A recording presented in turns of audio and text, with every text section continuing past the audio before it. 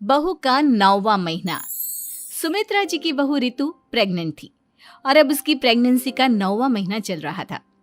रितु का पति देवेश उसका काफी अच्छे से ख्याल रखता था, लेकिन प्रेगनेंसी अपने आप में ही एक अलग ही वक्त होता है जब एक औरत कई तरह के बदलावों से गुजरती है। शरीर के साथ साथ उसके अंदर बहुत सारे इमोशनल चेंजेस भी आते हैं और रितु इन सब चीजों से गुजर रही थी। इसीलिए कई बार वो बहुत परेशान हो जाती थी। उसे बार बार बहुत मुश्किलों का सामना करना पड़ रहा था। एक दिन अचानक शाम के वक्त रितु जोर जोर से रोने लगी। अरे रितु बेटा, क्या हुआ? तुम रो क्यों रही हो? कुछ नहीं मम्मी जी, बस बहुत परेशान हो रही हूँ मैं। हाँ बेटा, वो तो मुझे भी दिख रहा है, तभी तो रो रही हो तुम। लेकिन परेशानी के पीछे की वजह तो बताओ, आखिर बात क्या है? किसी ने कुछ कहा क्या तुमसे? नहीं मम्मी जी, किसी ने कुछ भी नहीं कहा, बस ऐसे ही मेरा मन कर रहा है रोने का। अरे बेटा, ये क्या बात हुई? रोने का मन कर रहा है? अरे तुम माँ बनने वाली हो, अगर इस तरह रहोगी ना तो बच्चा भी रोने वाले नेचर का पैदा होगा। तो फिर मैं क्या करूं मम्मी जी? मुझे बता अपने दिल की बात, मेरे साथ शेयर कर कि क्या परेशानी है। वो क्या है ना मम्मी जी, मैं अपने पेट की तरफ देखती हूँ ना तो अजीब सी घबराहट होती है। अरे लेकिन क्यों बेटा? तुम्हारे पेट में तो तुम्हारा आने वाला बच्चा है, इसे देखकर तुम्हें खुश होना चाहिए। मम्मी जी वो क्या है ना, मेरा पेट इतना बड़ा हो गया है, शरीर की हालत ऐसी हो गई है तो सोच सोच कर डर लगता है कि मैं कभी फिर से पहले जैसी स्लिम और ब्यूटीफुल हो पाऊंगी क्या। अरे बेटा, ये तो कुछ दिनों की बात है, सब कुछ बिल्कुल पहले जैसा हो जाएगा। कुछ दिनों के बाद तुम्हें चिंता करने की कोई जरूरत नहीं होगी। रितु, क्या हुआ? तुम बार बार करवटें क्यों बदल रही हो? रात के 2 बज रहे हैं, सो जाओ ना अब। देवेश, नींद नहीं आ रही है, मैं ठीक से सो नहीं पा रही हूँ। अरे ये क्या, तुम तो उठकर बैठ गई। इस तरह बैठे बैठे पूरी रात बिताओगी क्या? क्या करूं देवेश, पेट की वजह से जैसे ही लेटती हूँ अजीब सा लगने लगता है, ठीक से सो भी नहीं पाती। तुम एक काम करो, अपने पेट के बगल में एक तकिया लगा लो, तुम्हें ठीक से नींद आ जाएगी। वो भी करके देख लिया, अब तो लगता है जब तक बच्चा इस दुनिया में नहीं आएगा मैं ठीक से सो भी नहीं पाऊंगी। रितु, बच्चा आने के बाद कौन सा चैन की नींद सो पाओगी? कम से कम अब तो आराम कर लो। तुम सो जाओ देवेश, मैं बैठे बैठे ही अपनी नींद निकाल लूंगी।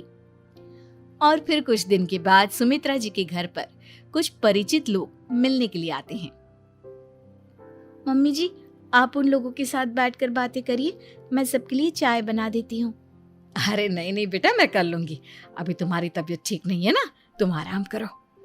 अरे मम्मी, घर के छोटे मोटे काम तो मैं करती हूँ ना, चाय बनाने में कैसी प्रॉब्लम? अच्छा ठीक है, अगर कोई परेशानी नहीं है तो बना दो चाय। अरे ये क्या बात है सुमित्रा जी, आप तो दादी बनने वाली हैं। हाँ जी, बस ठीक ठाक तरीके से मेरा पोता या पोती इस दुनिया में आ जाए तो चैन हो जाए। सही कहती हैं बहन जी, एक औरत के लिए ये वक्त बहुत मुश्किल होता है। वैसे बहू की तबीयत तो ठीक है ना? हाँ हाँ, तबीयत तो ठीक है, बस ऐसे ही थोड़ी बहुत परेशानी है जो इस वक्त होती है, उसी से गुजर रही है। पहली बार माँ बन रही है ना, कभी कभी परेशान हो जाती है। सुमित्रा जी रिश्तेदारों से बात करती है और उन्हें काफी देर हो जाती है। रिश्तेदारों के जाने के बाद, अरे रितु बेटा, तुम अभी तक किचन में काम कर रही हो? मैंने तुम्हें मना किया था ना, इतनी देर खड़े रहने की क्या जरूरत थी? मम्मी जी, वो मुझे लगा रात के खाने में देर हो जाएगी, इसलिए मैं साफ उधर बिजी थी तो मैं खाना बनाने लग गई थी। अरे बेटा, तुम तो बिल्कुल कुछ भी नहीं समझती, जरा अपने पैरों की हालत तो देखो। हाँ मम्मी जी, मुझे भी ना पैरों में बहुत भारीपन लग रहा है। ये भारीपन नहीं है, ज्यादा देर खड़े रहने की वजह से तुम्हारे पैरों में सूजन आ गई है। अब कमरे में जाकर आराम करो, चलो। और सुनो, अपने पैरों के नीचे ना तकिया लगा लेना, सर के नीचे मत लगाना, ठीक है? अपने कमरे में जाने के बाद यार ये प्रेगनेंसी भी कितनी अजीब चीज है, कभी रोने का मन करता है, कभी हंसने का। घर में सब मुझे बहुत प्यार करते हैं, लेकिन प्रेगनेंसी की जो प्रॉब्लम्स मैं फेस कर रही हूँ वो मैं किसी को नहीं समझा सकती। ये सब कब ठीक होगा? और फिर एक रात अचानक रितु नींद में उठकर बैठ जाती है और अपने पूरे शरीर पर खुजली करने लगती है। देवेश की आंख खुलती है और वो रितु को इस तरह खुजली करते हुए देखता है। अरे क्या हुआ रितु, तुम ठीक तो हो ना? पता नहीं क्यों देवेश, लेकिन अचानक से पूरे शरीर में खुजली हो रही है। दिखाओ जरा मुझे। अरे लेकिन तुम्हारे शरीर पर तो कोई मच्छर के काटने की या किसी तरह के रैशेस भी नहीं है, फिर खुजली क्यों हो रही है? लगता है ये भी प्रेगनेंसी की कोई नई प्रॉब्लम है। अरे अरे परेशान मत हो, मैं मम्मी को बुला कर लाता हूँ। सुमित्रा जी के आने के बाद अरे क्या बात है बेटा, इस तरह क्यों खुजली कर रही हो? अचानक से क्या हो गया तुम्हें? मम्मी जी ऐसा लग रहा है जैसे सर से पैर तक पूरे बदन में मच्छरों ने काट लिया हो। अरे लेकिन इसमें रोने की क्या बात है, चुप हो जाओ, सब ठीक हो जाएगा। हाँ मैं बहुत परेशान हो गई हूँ, बस अब जल्दी से बच्चा इस दुनिया में आ जाना चाहिए ताकि मुझे इन सारी प्रॉब्लम से मुक्ति मिले। ऐसा नहीं कहते रितु, माँ बनना तो दुनिया की सबसे बड़ी खुशखबरी है और ये सारी परेशानियां तो सबके साथ होती है। जानती हूँ, लेकिन फिर भी क्या करूँ, रात को सो नहीं सकती, कभी पेट भर के खाना खा लेती हूँ तो उल्टी करने का मन करता है, ज्यादा देर खड़ी हो जाती हूँ तो पैर में सूजन आ जाती है, ज्यादा देर बाहर घूमने भी नहीं जा सकती वरना टॉयलेट की प्रॉब्लम। ये सब कब ठीक होगा?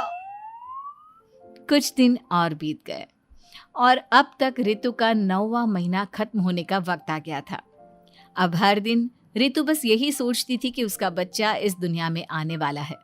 हाँ, वो बात अलग थी कि वो कई तरह की इमोशनल चेंजेस से गुजर रही थी और फिर एक दिन अचानक, देवेश मुझे ना चाउमीन खाने का मन कर रहा है। अभी रात के 12 बजे? अरे रितु, इस वक्त चाउमीन कहाँ से लेकर आऊंगा मैं? किसी होटल में फोन करो ना, कोई तो डिलीवर करता होगा ना इतनी रात को। नहीं नहीं रितु, इतनी रात को कोई डिलीवर नहीं करता, तुम कल खा लेना, मैं कल तुम्हारे लिए लेकर आऊंगा बस। नहीं, मुझे अभी खाने का मन कर रहा है, मुझे अभी खाना है। अच्छा अच्छा ठीक है, एक काम करो, मैं किचन में जाकर तुम्हारे लिए मैगी बना कर लाता हूँ, क्या पता उसे खाकर तुम्हारा मन ठीक हो जाए। हाँ ठीक है। देवेश रितु को मैगी बनाकर खिला देता है, लेकिन अगले दिन अचानक से रितु की तबीयत खराब हो जाती है। क्या हुआ है बहू को? बेटा तूने कुछ उल्टा सीधा तो नहीं खा लिया ना? मम्मी वो कल आधी रात को चाउमीन खाने की बात कर रही थी तो मैंने इसे मैगी बनाकर खिला दी। अरे लेकिन एक बार मुझसे तो पूछ लेता, इसी वजह से उसे अजीब सा लग रहा है। कोई बात नहीं, वैसे भी बच्चा आने का वक्त पास आ गया है ना, इसलिए ये सब चीजें हो रही है। मेरे पेट में बहुत दर्द हो रहा है, जब से मैगी खाई है तब से पता नहीं क्या हो गया। अरे कुछ नहीं हुआ बेटा, बस कुछ दिन की बात और है, परेशान मत हो। चल हम तुम्हें ना डॉक्टर के पास ले चलते हैं। हॉस्पिटल जाने के बाद, डॉक्टर साहब, मेरी बहू की तबीयत ठीक तो है ना? हाँ, वैसे तो सब कुछ ठीक लगता है, डाइजेशन का प्रॉब्लम हो गया है, ऐसे वक्त में हो जाता है। प्रेगनेंसी की वजह से पेट के ऊपर बहुत प्रेशर आ जाता है, इसलिए डाइजेशन थोड़ा वीक हो जाता है। और उन्होंने रात के वक्त मैगी खा ली, इसलिए उनको ये प्रॉब्लम हो गया। डरने वाली कोई बात नहीं है। थैंक यू डॉक्टर साहब, अब हम इसका ध्यान रखेंगे। लेकिन अब रितु की डिलीवरी का वक्त पास आ गया है, आपको उनका पहले से भी ज़्यादा ध्यान रखना होगा। मैंने चेकअप कर लिया है, 1 सप्ताह के अंदर रितु की डिलीवरी होने के पूरे चांस है। एक दिन अचानक किचन में काम करते करते रितु के पेट में बहुत तेज दर्द होने लगता है। देवेश, मम्मी जी जल्दी आइए।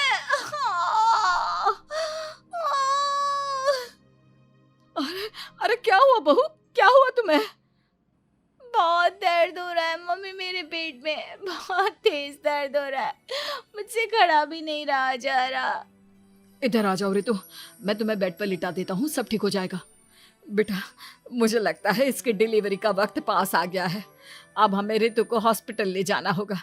वैसे भी डॉक्टर ने कहा था कि 1 सप्ताह के अंदर डिलीवरी कभी भी हो सकती है। मुझे बहुत दर्द हो रहा है, ऐसा लग रहा है जैसे मैं मर जाऊंगी।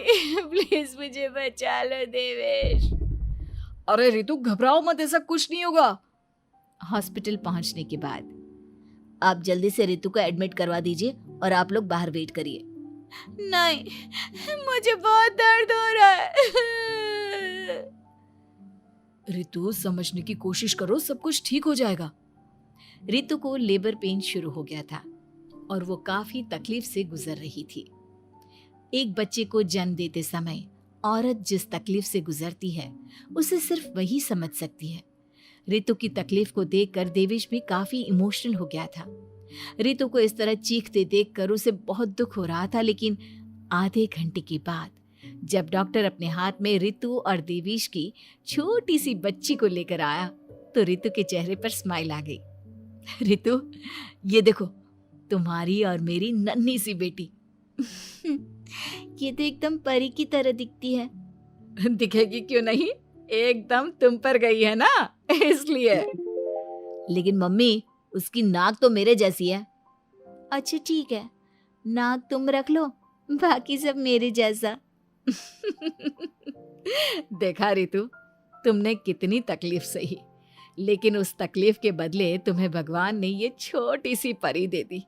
और ऐसा सब औरतों के साथ होता है। तुमने बहुत हिम्मत रखी है बेटा, और इसका नतीजा आज हमारे सामने है।